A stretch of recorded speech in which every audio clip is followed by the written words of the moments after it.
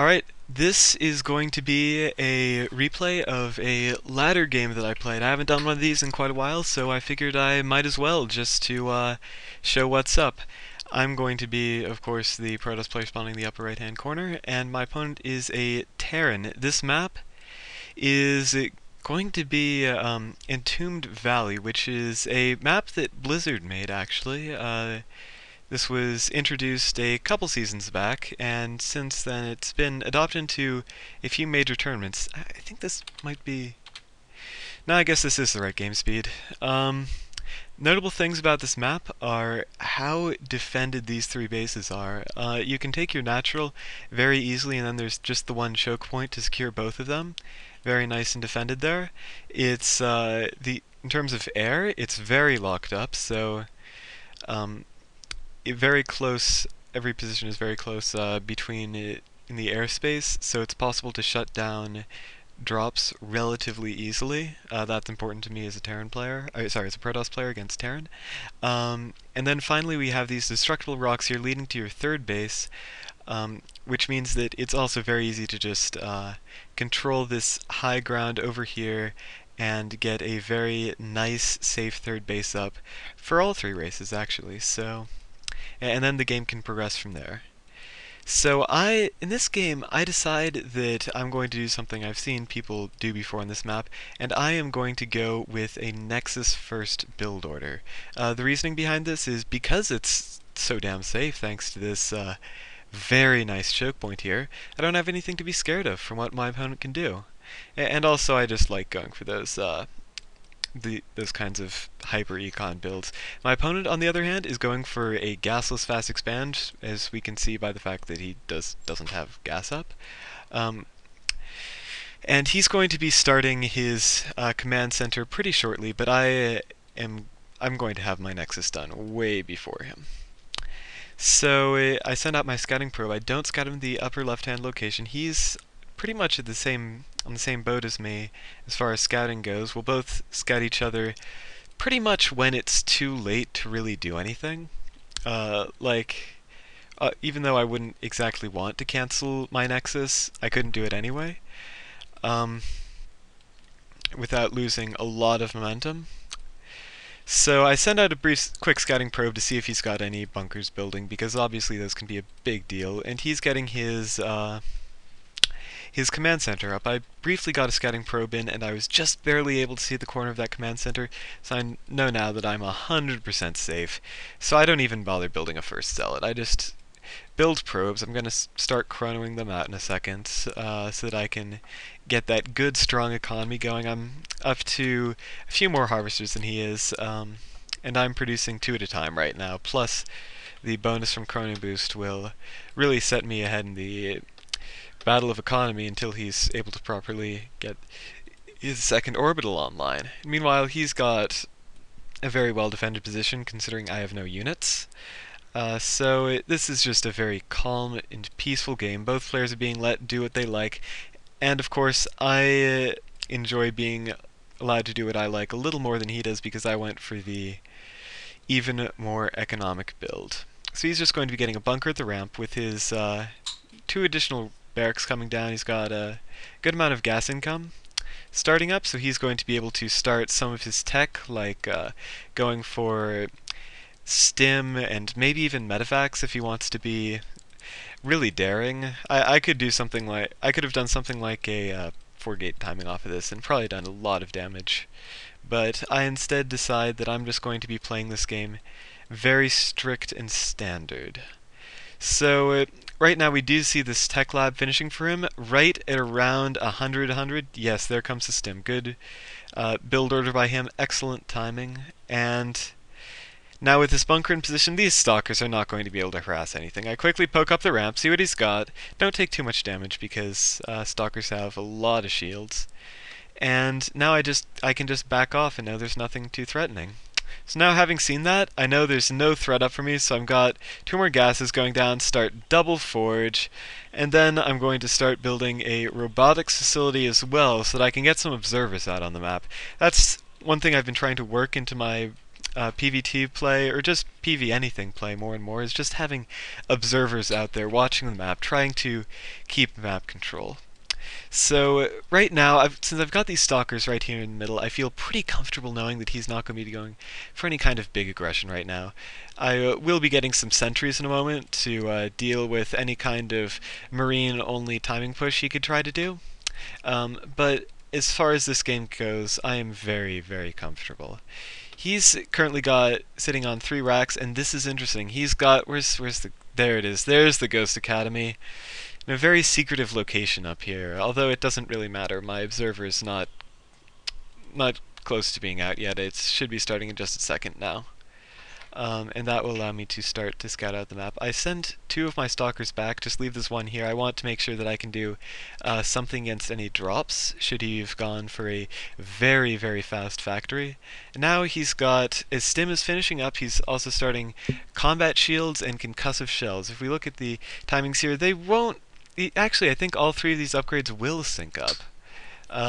He's also not got any ghosts start. There we go. First 2 ghosts are on the way, and those could be very dangerous. So now I'm moving with my probe over to start my 3rd expansion. I've got my 1-1 upgrades on the way. Got Twilight Council coming, so I can start 2-2 right as those finish.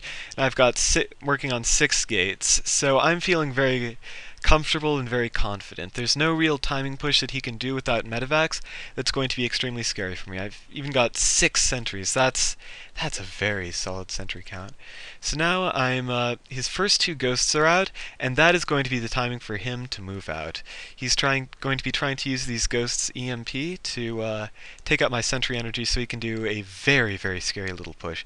Unfortunately for him, I scout it with my with not only with my observer, but even with my stalker out here in the middle. Fortunately, the stalker dies kind of pathetically, but now his combat shields have finished, his stim is finished, his concussive shells are finished, he's got all of those tech lab upgrades, except for Reaper Speed, which no one gets, and he is in a very good position to lay on some hurt. So I split up my sentries a little to try to make sure that he can't just EMP them all just like that, and he decides to back off for right now. Then he's going to go over to this other base. I managed to distract him back a little bit. Ghost getting down to kind of dangerously low HP. And now I've got no more stalkers, but I've got +1/+1, which is going to turn out to be very useful. He managed to land down his first EMP, but I start up my Guardian Shields before then and get 2 excellent force fields off. And now I'm just going to move in, and with his Marines only dealing 3 damage per attack to my Zealots, there's not very much this timing attack can do. He has not started a 3rd behind this. He's floating a lot of money. Ooh, that's scary. But right now, I'm in a very, very good position, and I've even got an Immortal coming out behind this just to offer a little more support. 2-2 is halfway done before his 1-1 has been completed. I'm even getting it just as a slight bonus. Zealot charge is almost finished. So this is a very comfortable, confident position I'm in right now. I'm going to be able to transfer probes over in a second. I even managed to kill that ghost of his. So I am very happy at this stage of the game. I'm ahead in supply. If we look at the workers, I'm ahead in workers, and I've got a solid amount of tech to back everything I do up. So right now I decide I'm just going to back off a little bit. Oh, he does have his 3rd up. Here it goes, and now he's going to be in a comfortable position for economy. He's also getting his starport finished right now, so he's going to be able to start that so useful medevac production. So now he's going to have drops open up as well as powerful medevac timings, except that unfortunately for him I've already shown that I have enough of a tech lead that I'll be able to defend against this. Leaving these stalkers out here, I'm going to be frank, that was a mistake. I didn't intend to do that. And so I see that he's got this factory out, so I'm going to move back in a second because I know he's got these medevacs coming, and I don't want to get dropped and killed right now. That would really suck. So yeah, here I'm just going to pull back a little. He's getting his +1 armor, +3/+3 is on the way for me right now. This is just looking absolutely spectacular. And now is when I start producing a lot of gateways. I've got 8 gateways in my main, 3 more at my 3rd base. 3-3, getting Storm now. Storm, is a is really good. I used to think that it wasn't that amazing, but recently Protoss players have been figuring out ways, especially at the professional level, to just build a lot of these. I managed to see his unit composition here, know about what I've got on the way. He does not have any upgrades for his ghosts quite yet, which I don't think is a good idea. Um, but I it's the idea is that individual storms may not be as good as they are in Brood War, but what that means is that you just need to make a lot of frickin' High Templar. So that's essentially what I'm going for here. Instead of building zealots, I'm just building a ton of warp gates and relying on storms to, at the very least, slow down his attacks as he has to dodge back out of the storm. So meanwhile, I'm getting my fourth base up because I feel pretty comfortable with where I am right now. Got enough gateways that I can do some obscene warp-in rounds of zealots if need be to do some quick defenses. I try to run away my I try to run away my High Templar, but he sees them. That was just that was one of those. Well, I hope he doesn't see that moments. Right now he's starting. He's starting 2-2s. 2-2 is on the way. He's got that armory on the way, trying to get ship weapons. Unfortunately, if we look at his vision, he does not have that clear an idea of what is going on in my end. He is not scanned to see that I have Templar archives, and so he's been producing these Vikings and not many medevacs. Medevacs are really the core of a Terran army in a situation like this because they give all of these Terran units so much survivability. He does have a scary amount of Marauders, though. Those will be able to kite my charge slots to infinity. So right now I've got my fourth base up. I'm going to transfer some workers over, start mining more and more of that delicious Vespene gas, get a couple more gateways, and I've got 3-3 done. That feels pretty nice. He doesn't It means that I'm going to be able to do a lot of damage to his units, and he's not going to be able to do all that much damage back. This is a very, very critical point in the game. He's getting a lot of ghosts, though. These ghosts, even though they do have the Mebius reactor, I think it's called, whatever that upgrade is. He's also getting a fourth base as well, hidden way down here in the bottom right-hand corner. Went for the more typical placement, and now I've got High Templar located at every base, slowly building up energy. So if he tries to do anything devious, like some kind of drop, I'll have storms there ready and waiting, and maybe even feedbacks to boot. He's right now starting at +3 ground weapons, and pretty soon he should be starting +3 armor. And now he's got he's got a lot of starports. I'm not even going for any kind of Colossus production, so that's a pretty good position for me. So he's manages to kill a probe. I've been using this to try to get some pylon presence across the map. And also, just something to note, I've got an observer here and an observer here. This was so that I could see any drops coming in and be able to guard against them. Very, very useful. Meanwhile, he's been getting his personnel cloaking.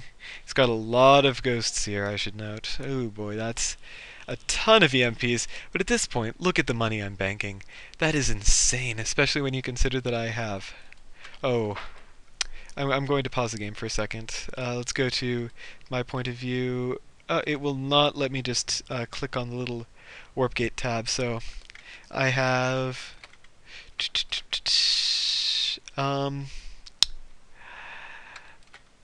I have almost 24 gateways. That's a pretty significant warp-in round.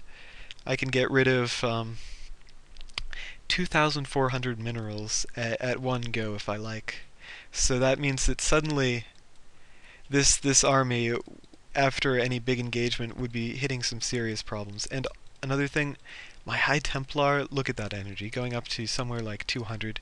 There are a ton of storms here, and this is because I decided that instead of building a lot of zealots in the early mid-game, I would instead be focusing on building a ton of High Templar. So let's watch this fight go down. I'm being a little bit silly. I lose a lot of units I should not. He can see that I've got pylons up here, so he goes out to try and take them down. I warp in a few zealots just to max out, and now I'm moving in with my High Templar. I let these get really cloaked, and here come his ghosts. They are all cloaked. I cannot see anything. He manages to get some sick EMPs down on all my units, but the thing is, it doesn't end up mattering because all of these just turn straight into Archons, and then these gateways are just finishing, warping in 14 zealots, and suddenly this army of his is not looking so scary any longer. All of his ghosts are coming uncloaked. They still manage to do a lot of damage because ghosts are really good units. But the issue right now is they do not have stim. Their cloaking is about to wear out, and I've got an observer on the way. I forget where this guy even came from, but I had him on the way. And now, strangely, I do not attack with all of these units, but here we go. 15, 16, 18. That's a lot of zealots that just got warped in. Suddenly, the supply is so far in my favor. He's working on his +2 ship weapons. I don't even have a Colossus stand down. I don't have anything like that. Right now, I'm so safe and secure at all of these locations. He's not been using this fourth base all that much. And then he expresses his discontent with Protoss and then leaves the game. Well, he GG's out. I should be fair. And so pretty much what happened this game was I managed to get this very, very strong economic lead. I managed to hold off on producing zealots and instead got so many gateways down that I could remax in a heartbeat.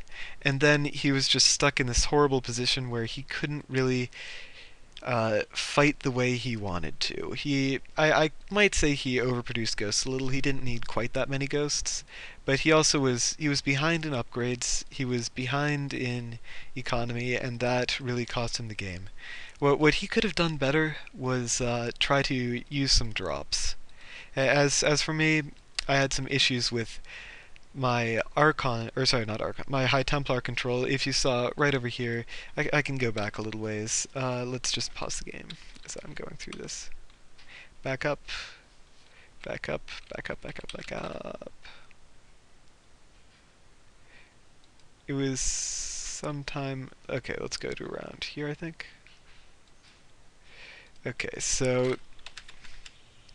Whoop! One of my friends is messaging me.